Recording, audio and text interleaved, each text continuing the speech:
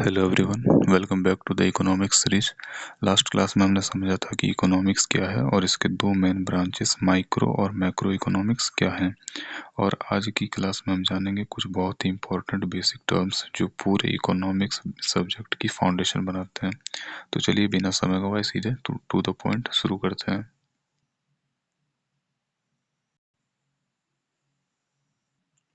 आज का पहला पॉइंट है हमारा गुड्स यानी कि वस्तुएं। ये दरअसल हैं क्या? तो देखो, पहले इसका जो है थोड़ा सा डेफिनेशन देखते हैं। Goods are tangible things, something that we can see, touch और यूज। हिंदी में क्या है? गुड्स वो वस्तुएं जिन्हें हम देखते हैं, छू सकते हैं और उपयोग कर सकते हैं।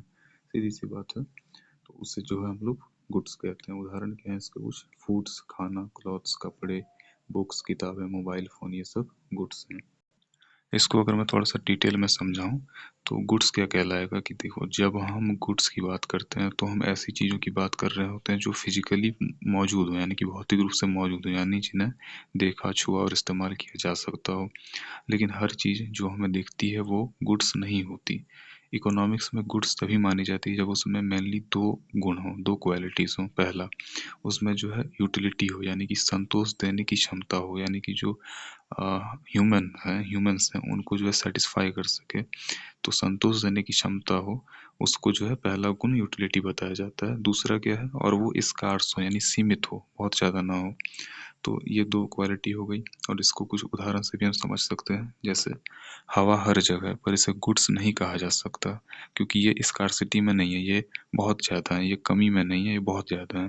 लेकिन ऑक्सीजन सिलेंडर, वही जो है हवा का एक दूसरा रूप, ऑक्सीजन सिलेंडर स्कार्सिटी यानी कमी में है और यूटिलिटी भी है, इसकी दोनों है। तो इसीलिए वह क्या है? एक इकोनॉमिक गुड कहलाएगा। ठीक है। अब जो है, अब हम लोग जो है मतलब टाइप्स ऑफ गुड्स देखेंगे। देखो, पहला है कंज्यूमर गुड्स, यानी कि डायरेक्टली यूज्ड बाय पीपल। जैसे टूथपेस्ट, शूज़, ये हम लोग जो है डायरेक्टली यूज़ करते हैं, परचेज करते हैं, यूज़ करते हैं। दूसरा है capital goods, used for production. जैसे मशीन्स हो गए, टूल्स हो गए, वो सब जो है कैपिटल गुड्स कहलाएंगे। तो अगर मैं गुड्स को एक लाइन में समेटूं तो ये ऐसा कुछ कहलाएगा कि हर वो चीज़ जो हमें किसी इच्छा को पूरा करने में मदद करे और सीमित हो, लिमिटेड हो, वो इकोनॉमिक्स में क्या कहलाएंगी? गुड्स कहलाएंगी। अब है दूसरा सर्विस यानी सेवाएं। देखो, इंग्लिश में क्या है? Services are intangible. गुड्स क्या था? टेंजिबल, जिन्हें हम छू सकते थे। और सर्विसेज क्या है? Intangible. We can't touch them by they give satisfaction, but they give satisfaction. तो हिंदी में इसको समझिए क्या है कि सर्विसेज वो चीज़ें हैं जिन्हें हम छू नहीं सकते, लेकिन उनसे हमें सुविधा या संतोष मिलता है। इसको एग्जाम्पल से बड़ा आसानी से समझ सकते हैं। देखो, डॉक्टर है, टीचर है, बार्बर यानी जो नाई है, वो सब, और लॉयर्स, वकील, ये जो है ये सब क्या करते हैं? ये सब सर्विस प्रोवाइड करते हैं हम लोगों को। ये इंटेंजिबल क्वांटिटीज़ हैं, इंटेंजिबल ये गुड्स हैं। तो इनको क्या कहेंगे हम? सर्विसेज कहेंगे एक तरह से। कह सकते हैं कि थोड़ा बहुत जो है ये इंटेंजिबल गुड्स से मिलता जुलता जैसा चीज़ है। लेकिन सर्विसेज वो चीज़ें हैं जिन्हें हम छू नहीं सकते, लेकिन उनसे हमें सुविधा या संतोष मिलता है। जैसे एग्जांपल हो गया इसका डॉक्टर, टीचर, बार्बर, लॉयर, ये सब सर्विसेज प्रोवाइड करते हैं। और इसको जो याद करने का एक तरीका क्या है कि goods can be stored but services can not. ये बहुत ही इंपॉर्टेंट और बहुत ही आसान सा ट्रिक है याद करने के लिए। थोड़ा सा और अगर विस्तार में इसको हम लोग पढ़ें तो गुड्स जो है, सर्विसेज जो हैं वो चीज़ें जिन्हें हम छू या पकड़ नहीं सकते, लेकिन वो हमें सुविधा सुविधा या संतोष देती हैं। और इकोनॉमिक्स यानी अर्थशास्त्र में सर्विसेज भी उतनी ही महत्वपूर्ण है जितनी कि गुड्स, क्योंकि दोनों ही ह्यूमन वांट्स पूरी करते हैं, मानव ज़रूरतें ये दोनों पूरी करते हैं। जैसे एग्जाम्पल के तौर पर टीचर की टीचिंग, डॉक्टर की ट्रीटमेंट, बार्बर की हेयर कट, ये सब क्या है? सर्विसेज हैं। अभी हमने इसका जिक्र भी किया एग्जाम्पल के तौर पर। और इनका कोई फिजिकल फॉर्म नहीं होता है, यानी कि हम इन्हें छू नहीं सकते, लेकिन ये हमारी ज़रूरतें पूरी करता है। और अगर मैं बात करूँ कि गुड्स से इसमें क्या डिफरेंस है, वो भी डिस्कस कर ही लेते हैं। देखो, गुड्स को स्टोर किया जा सकता है, सर्विसेज को स्टोर नहीं किया जा सकता, अभी ट्रिक्स में हमने पढ़ा। और गुड्स को ट्रांसफ़र किया जा सकता है, सर्विसेज को नहीं किया जा सकता है। सर्विसेज को प्रोड्यूस और कंज्यूम एक साथ किया जा सकता है, जैसे लाइव टीचिंग या हेयर कट, लेकिन गुड्स में ऐसा होना होगा या ज़रूरी नहीं है। और अगर मैं सर्विसेज को एक लाइन में इसको समेटूं तो सर्विसेज का मतलब है सिर्फ लग्जरी नहीं होता है, ये मॉडर्न इकोनॉमी की क्या है, बैकबोन है।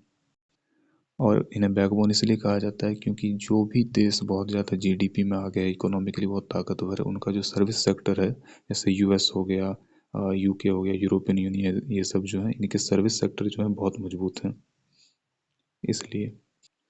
अब आते हैं अपने तीसरे पॉइंट पे, यूटिलिटी। यूटिलिटी क्या है, देखो, utility means the power of a good or service to satisfy human wants. सीधी सी बात है, इसको सिंपल में यूटिलिटी का मतलब हम लोग उपयोगिता भी जानते हैं, खैर। और यूटिलिटी को हिंदी में इसमें क्या करेंगे, यूटिलिटी का मतलब है किसी वस्तु या सेवा की इच्छा पूरी करने की क्षमता क्या है, वही उसकी यूटिलिटी कहलाती है। ये इसका दो जो है डेफिनेशन हो गया। फिर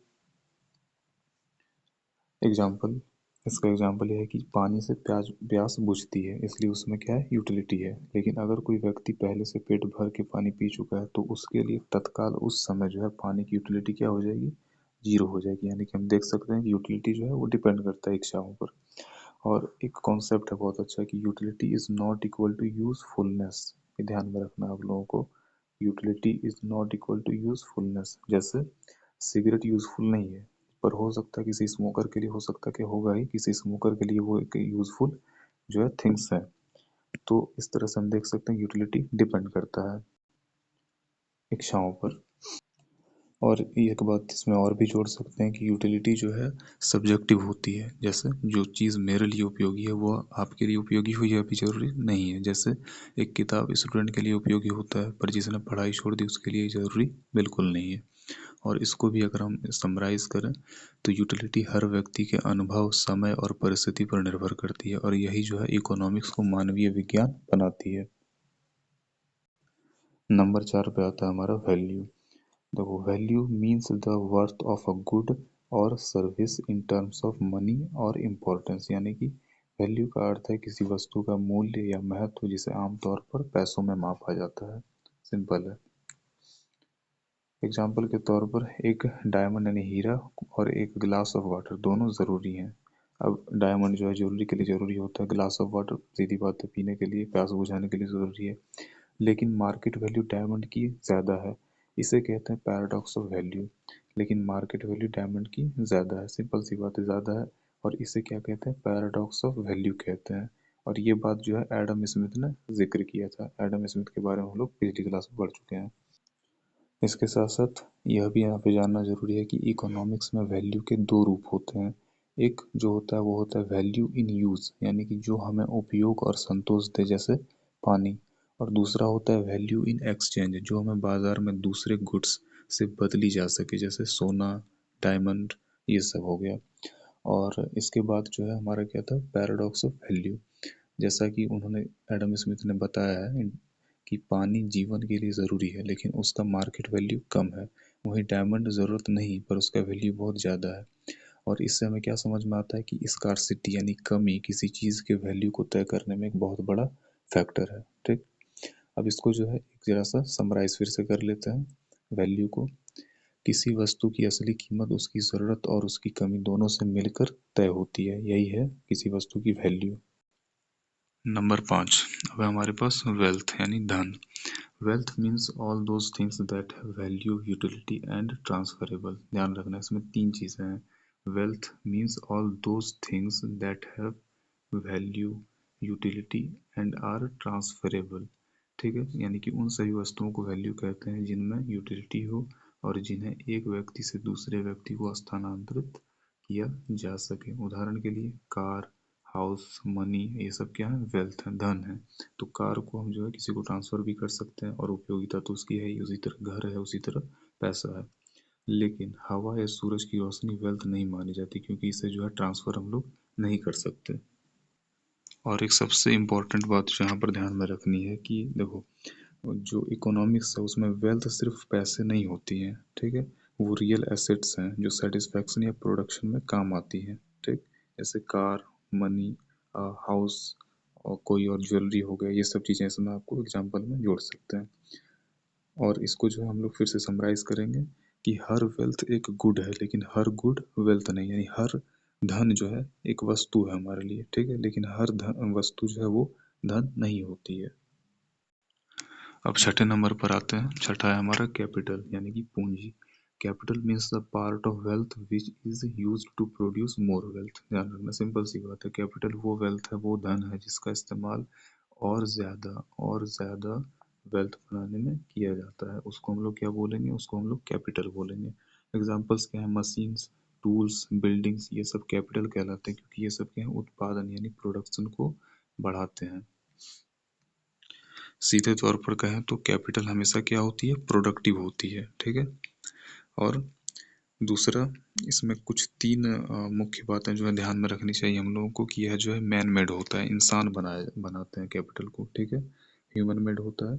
दूसरा जो है यह प्रोडक्शन में मदद करता है, अभी हमने देखा है। तो तीसरा क्या है, यह इनकम को जनरेट करता है, यह इनकम को बढ़ाता है, ठीक।